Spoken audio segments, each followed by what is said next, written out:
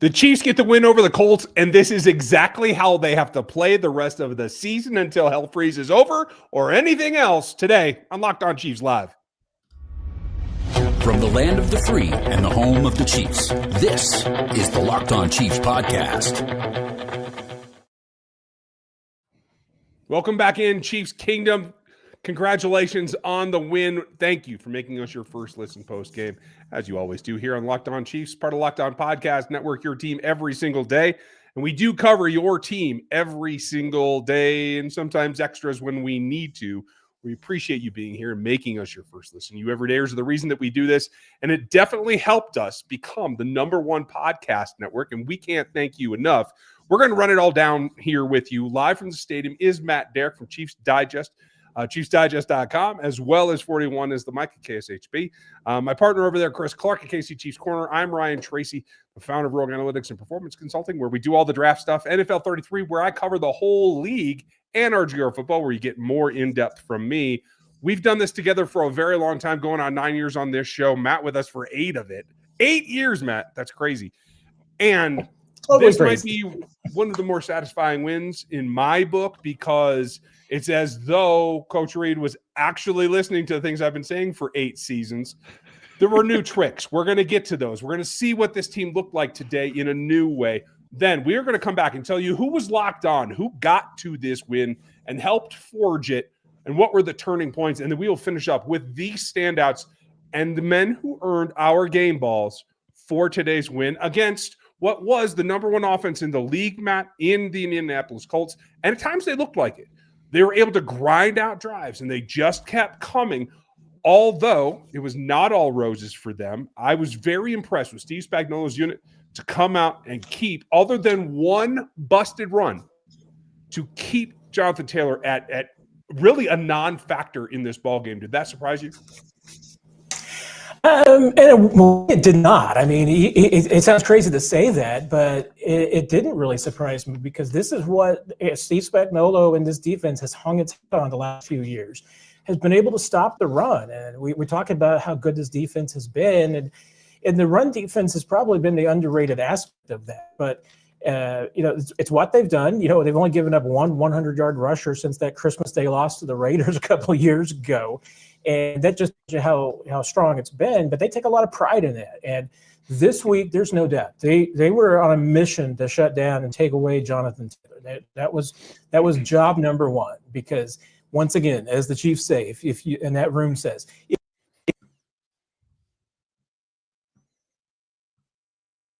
Daniel Jones is the quarterback, that's what the Chiefs wanted to do. So the plan, it worked perfectly, and that's why they got the win today.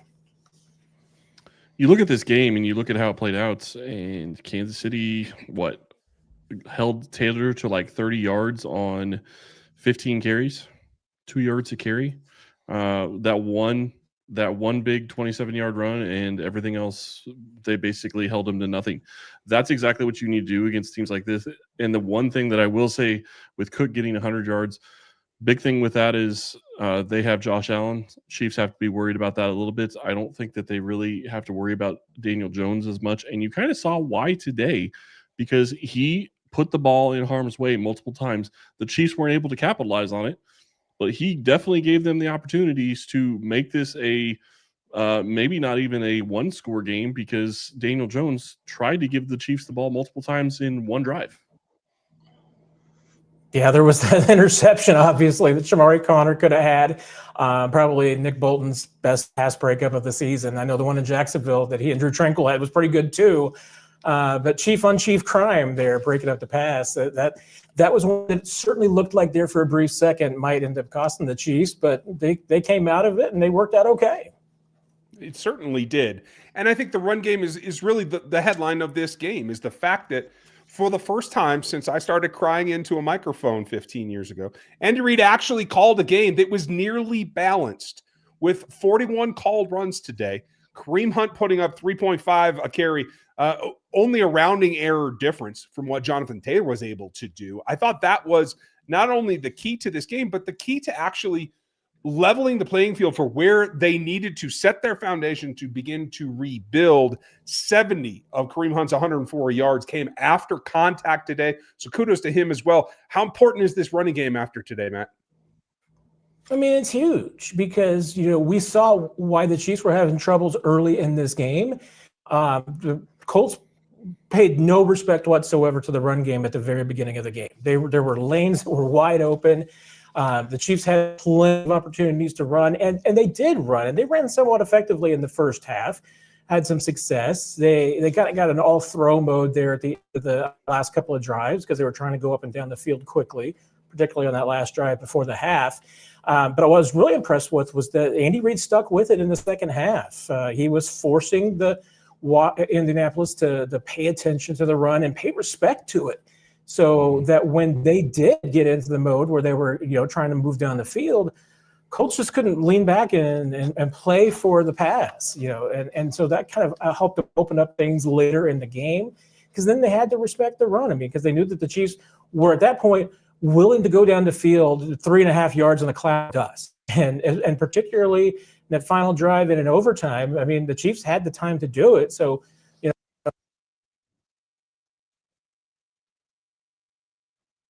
just absolutely dominated the time of possession and play. This was complementary football at its best. When you're holding on to the football, you run all the plays, you keep their defense out on the field. I'm sure I have not heard from Shane Steichen after the game, but I'm sure that's why that he chose to get the ball at the beginning of overtime, because his defense had been on the field for pretty much all of the fourth quarter and needed a break. So that the fact that the Chiefs were able to run the football and control things, one, it eventually opened things up for Mahomes in the passing game, and two, it accomplished what they needed, which was to hold on to the football and dictate the terms of this game. It's still crazy to me that they ended up calling that they wanted the ball at the end. I understand what you're saying about the time of possession and that their defense was gassed, but you give the distinct advantage to the team that gets the ball second because they know exactly what they have to do. They have 4 downs to do it, and I guarantee you if Patrick Mahomes wins that instead of the Colts, he's deferring. There's no way Kansas City's taking that. And not only that, but like the Colts offense had been playing bad to begin with. So it's like, I mean, you're in a situation where you only have 3 downs to try to get a first down versus, flipping it and having possibly 4, knowing that exactly what you need to do to have a chance to win the game or force, a tie or whatever. I just think that this game plan by Kansas City, throwing the ball 46 times, I think he got sacked 3 or 4 times. So you've got close to 50 pass attempts, 40 run attempts. I mean, absolutely insane numbers when you get that many kind of offensive plays. But when you look at it from that perspective, the Chiefs ran the ball for over 150 yards. They threw the ball for 350 yards. They dominated this game in every way, shape, or form except for the scoreboard. They ended up winning, but it was closer than it should have been. Kansas City needs to find a way to put the ball in the end zone going forward. And I'll add one thing about from the coaching standpoint, the play calling standpoint, because we haven't talked about it yet. And a talking point, I'm sure, in Indianapolis this week and probably around the nation is going to be, what was Shane Steichen thinking about throwing the football as much as they did? I think he threw the football 10 straight times there in the fourth quarter when they had, was it 3 or 4 straight drives where they went 3 and out? And they were just giving the Chiefs possession. They were giving them time. They were stopping the clock. And I think only one of those throws may have ended up going to Jonathan Taylor, and that's the other. I mean, the thing is, this is their best running back in the league.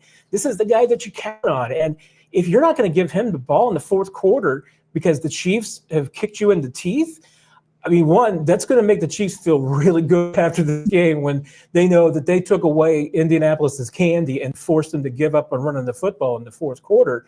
But two, I wonder what it's going to do to Indianapolis, because the fact that they were just apparently terrified to try and give the ball to their bell cow running back in the fourth quarter to ice the game was stunning to me. It certainly was one of the things that changed the whole complexion of this game. There are points in every game that it turns on. We're going to run them all down, including the turnover by one Patrick Mahomes again right after this. This episode is brought to you by Prize Picks. You and I make decisions every day, but on Prize Picks, being right gets you paid. Don't miss any of the excitement this sports season, whether you're following the NFL, the NBA, or both. There's no better time to jump into the action. If you haven't tried it yet, PrizePicks is the simplest way to play out there. Just pick more or less on at least 2 players and their stats, what you think, get them right, and you win. It takes less than 60 seconds to make your lineup. You can play anywhere PrizePicks operates, including California, Texas, and Georgia. It keeps every game exciting, and you can get it all during both football and NBA tip-offs and get right there with that stacks feature. It's a new game changer, and it gives you threes, points, touchdowns, etc. Download the PrizePicks app today and use the code LOCKEDONNFL. You're going to get $50 in lineups after you pay for your first $5 lineup. That code again is LOCKEDONNFL for $50 in lineups after your first $5 lineup at PrizePicks. It's good to be right. Please check out KC Chiefs Corner as well as ChiefsDigest.com, NFL 33 and RGR Football as well for more follow-up on this game as we get down to the bottom line, where it turned and who was locked on. Matt, I have to admit, starting the game that way with an absolute giveaway on kudos to Latu. I think he is an underrated player in this league, made a nice play, but made it because he knew it was coming. And I think that what that showed you is the holding, and I am going to be that tinfoil hat, the holding back of this offense, trying to not give too much away too early, made you so predictable over the last 4 weeks that I think that was the cause of getting in the hole yet again. Or was that just a bad play? What did you see? Well, again, I mean, it goes back to the fact that Indianapolis was not respecting the run game. So when Mahomes goes for the RPO and the fake, the play action, Colts aren't falling for it. So, yeah, the linebacker sits back and waits because he knows the ball isn't going to the running back more than likely. So sits back, waits for the throw. Throw is right where he expected it, tips into himself. And lucky it wasn't a touchdown there, but obviously the Colts were able to punch it in. But once again, like you said it, Ryan, I mean, this Chiefs offense has been very predictable of late because teams know the Chiefs can't run the ball effectively and they don't really want to run the football. Even today, they didn't run the ball terribly effectively. I mean, it was brutal, maybe brutally efficient, but you're not going to hang your hat on 3.5-yard carry. It's not normally how you're going to be able to get things done. But the Chiefs had to do that because they've got to show some semblance of a run game so that teams aren't just sitting back and waiting for them to throw the ball. And that's what's been happening. Yeah, teams are daring them to throw because they know that that's what the Chiefs can do. So they're not even pretending to guard the run and defend the run. So they're going to have to do more of that. I mean, obviously the Chiefs are going to have to continue to run football in order to keep defenses honest, but they're going to have to continue to do it just so that teams aren't sitting back and waiting for that exact same throw again and throws like it because they've seen it on tape and they know that that's what the Chiefs are going to do.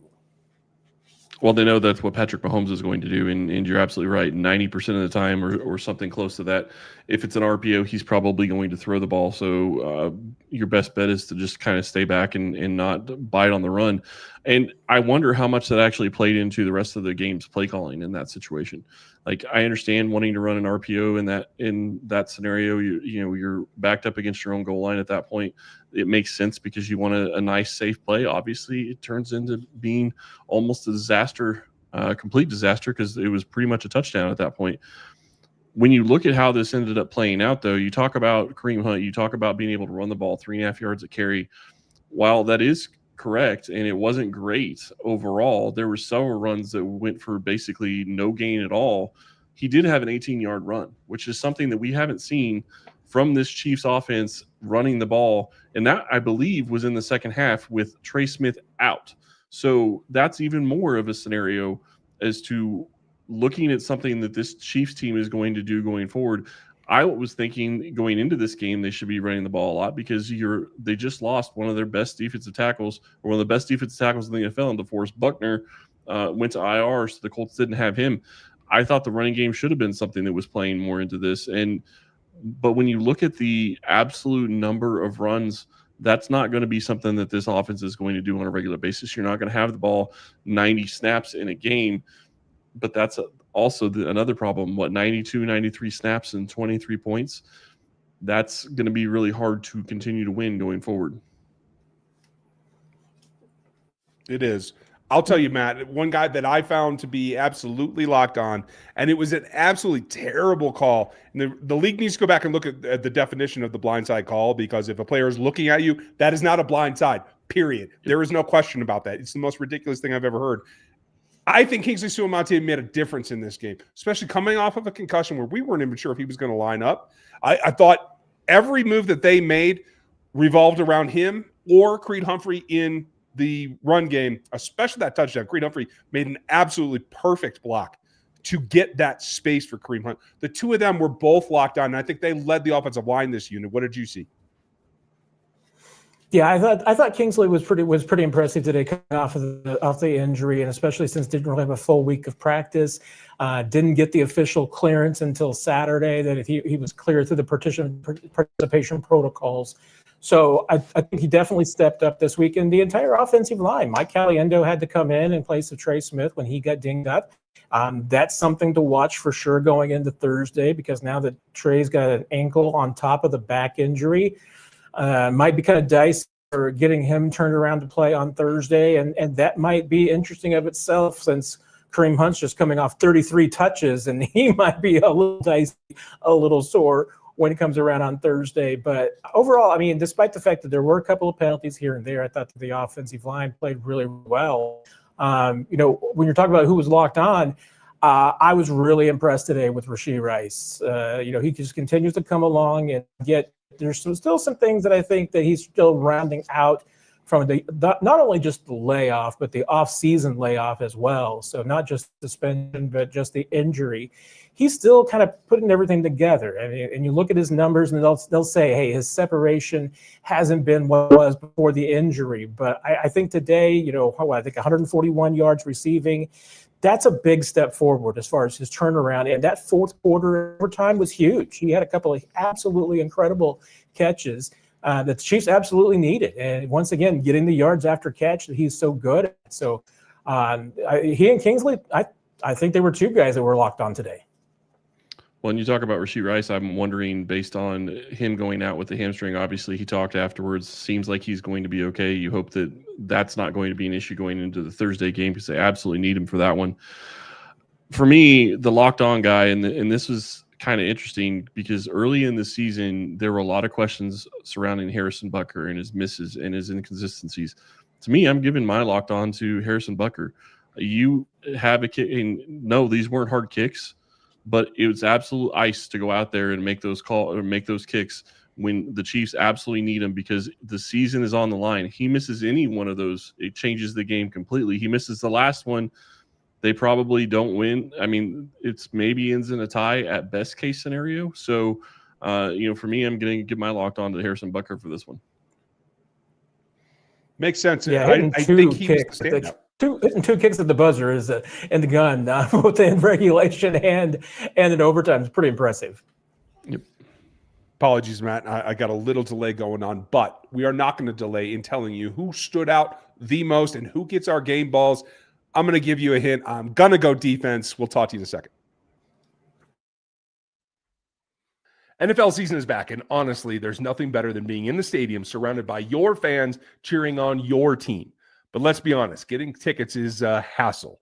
Between queues, login screens, prices jumping at checkout, it's frustrating. And that's why I use Game Time, the app that gives the advantage back to the fans. Game Time makes it fast, easy, and they're backed by the Game Time guarantee. You'll always get 100% authentic tickets delivered on time and at the best price. Plus, all the fees are included. So the price you see is the price that you pay. I pull up Game Time, and just a couple of taps, I can see amazing deals. Find my section that I really like in the corner of the end zone. And I'm talking about all of the Chiefs games, the NFL games that you're looking for, some as low as $100. You got to get on that action. And this is how you do it. Download the Game Time app, create an account, and use our code LOCKEDONNFL, all one word, for $20 off of your first purchase. Terms apply. But again, the promo code is LOCKEDONNFL, LOCKEDONNFL, for $20 off. Swipe, tap, ticket, go. Download Game Time today.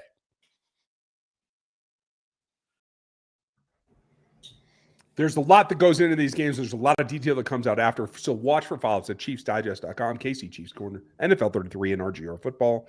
Matt, standing out is something against a team that I felt this was the first time in quite a while that I felt the second half, at least, this was a team that was doing everything they could together on both sides of the ball. We'll talk about special teams probably midweek here when we see what we get in terms of feedback. Not impressed with them overall on the day, other outside of Butker. But you had the defense that had a task they had to take care of. They were able to do that. Steve Spagnuolo loosened the reins a little bit. Looked like himself a little bit more today. Andy Reid changing his spots. Mahomes, I still felt was too tight in the first half.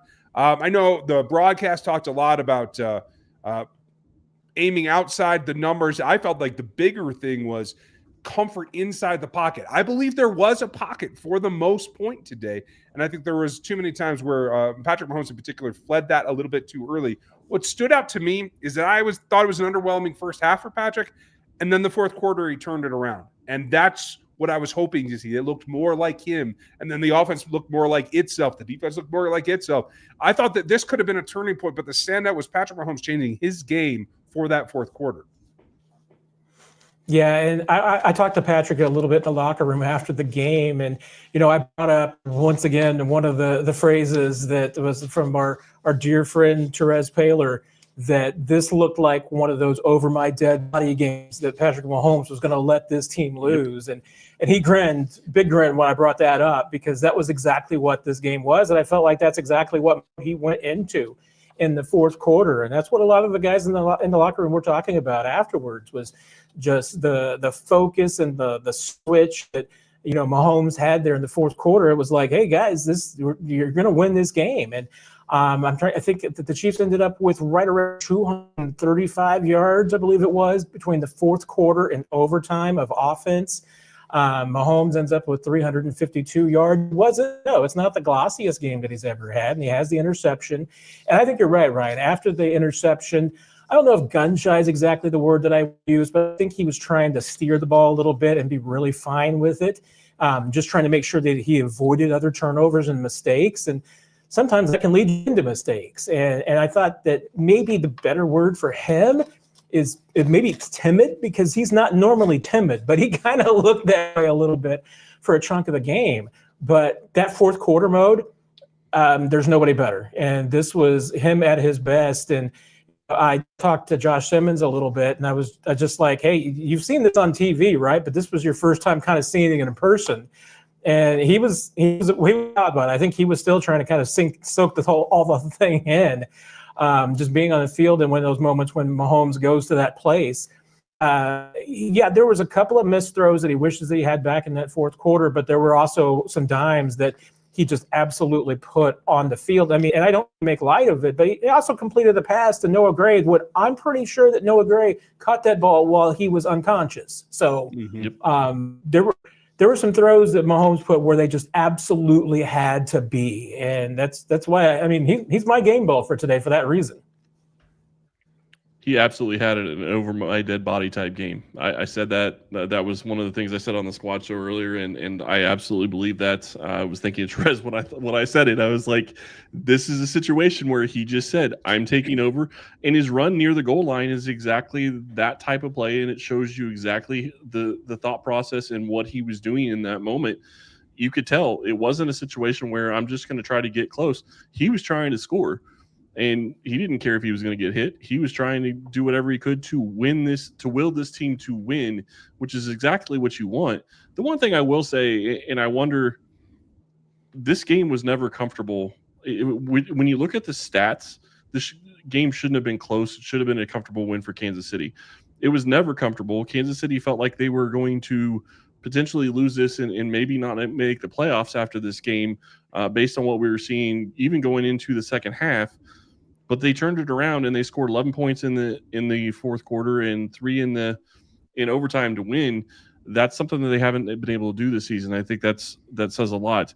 My game ball is going to go to the guy that ran the ball 30 times, and that would be Kareem Hunt. While it wasn't pretty at times, because there was multiple times where he was running just right into the line of scrimmage and not getting anywhere, he had some huge conversions for this team and kept the chains moving, kept the ball going in the right direction. I think he had 7 missed forced tackles in this game, which is phenomenal for him. I mean, one of the things we talk about all season when it comes to him and Pacheco is it's usually the second they get hit, they're going down. That wasn't the case today, and it was huge. Ryan, I think you mentioned earlier how many yards he had after original contact, which is not the way he's been playing this season so far. Yeah, they needed him. That's for sure. My ball goes to this simple fact. This is only the second time in the last 7 games that this Indianapolis Colts team has not put up 30 points. That comes to the fact that you had to pressure the quarterback. And as you illustrated, Matt, 10 straight passes that didn't get it done, where you forced 3 and outs, where you got the ball turned over. And when you look at the pass rush stats, it becomes very, very clear. As much as you want a contribution from everybody, the only significant pressure came from Chris Jones and George Karlaftis. And Chris Jones is the only player. By my count, I thought George got a hand on Jones at one point, but according to the stats so far, Chris Jones is the only player that contacted Daniel Jones on a pass rush today. That's significant. He's not just stirring the drink. He is the drink at this point. They have to figure that out. But in augmenting with 5-man pressures, the blitzing that they were able to do, it all comes back to the foundation of this defense was Chris Jones. And if he hadn't showed up, even as he was getting his back work done on the sidelines, they'd have gone nowhere. This was a full team effort, and Chris Jones made that happen on defense. Any last thoughts from you, Matt? Sorry. Yeah, I wanted to echo that because, for me, game ball and locked on, I mean, Chris Jones was right here with me because, hey, this team won the game because of the offensive performance. Sure, Mahomes late, but it also won it just because this defense stepped up when it had to. Like you said, I mean, they could have easily given up 30 points and lost this game because that's the kind of offense the Colts have. But, Chris was integral to everything, not just the getting the pressure on the quarterback, but even the run defense. I mean, this was one of those games that you're going to look at the stats and you're probably even going to say, hey, nobody maybe on the defense had a really great game, and Chris didn't get a ton of pressure, and Chiefs didn't get sacks. They weren't getting those numbers, but you're going to watch the tape of this and you're going to be like, okay, the reason that the Chiefs were able to do anything offensively was because Chris Jones was just continually wrecking things inside and getting all of the attention. I mean, watching it, live in person, that probably makes an even bigger impact because you could just tell and see the focus that Chris was drawing and how he was playing and the energy, what he was going to accomplish, because you could see, I mean, the ball may be going somewhere and may not be going at Chris and somebody else is making a play. Well, they might have been able to make a club play because Chris Jones was making that possible from where he was. I mean, that's just the kind of game that he had today. It was really, really impressive. I think it's maybe one of his best games of the year.